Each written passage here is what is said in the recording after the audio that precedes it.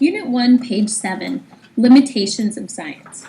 So before we begin, let's talk about what is science, since that was your first lesson of this unit.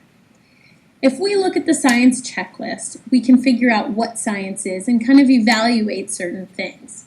Does it focus on the natural world? Something found in nature, not something crazy that's like E.T. or a unicorn, something way far out there. Does it aim to explain the natural world? Does it use testable ideas, things that we can actually experiment on? Does it rely on evidence that we're gathering either through experimentation or observations? Does it involve the scientific community, or people talking to each other about it and reviewing each other's hypotheses and evidence and conclusions? Does it lead to ongoing research? And does it benefit from scientific behavior? So if all of those things are science, let's talk about what isn't science. There are certain types of limitations that science has, things that science can never do. So one of them is moral judgments. When you're trying to decide if something is good or bad, science can't dictate if it's good or bad, if you should do something or not. Aesthetic judgments. Aesthetics means if a person likes something or dislikes something.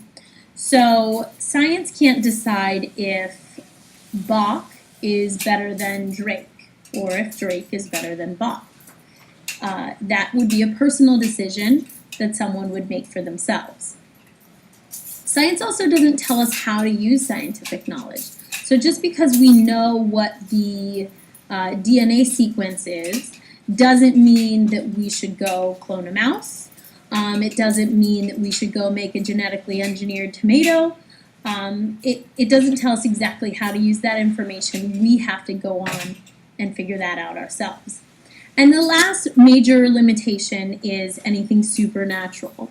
So unfortunately, science can't tell us about religion. Science can't tell us about extraterrestrials because that's not based on the natural world.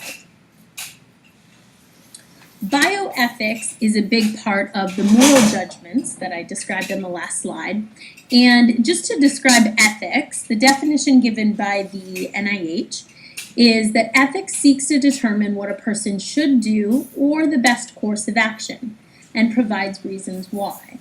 It also helps people decide how to behave and treat one another and what kinds of communities would be good to live in. So ethics tells us really morally what's good and what's bad. Bioethics deals with experimentations on living things and if it's good or bad to do those things. Oftentimes an experiment will be done and some people will feel like it's ethically okay and other people will be against whatever experimentation is happening. Some examples of these issues include animal rights, using humans for experimentation, and consent for studies.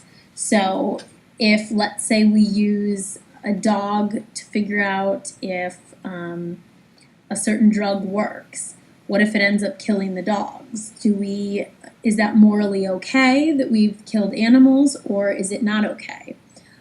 Usually whenever we have humans participate in studies, we'll ask them for consent. They have to say okay.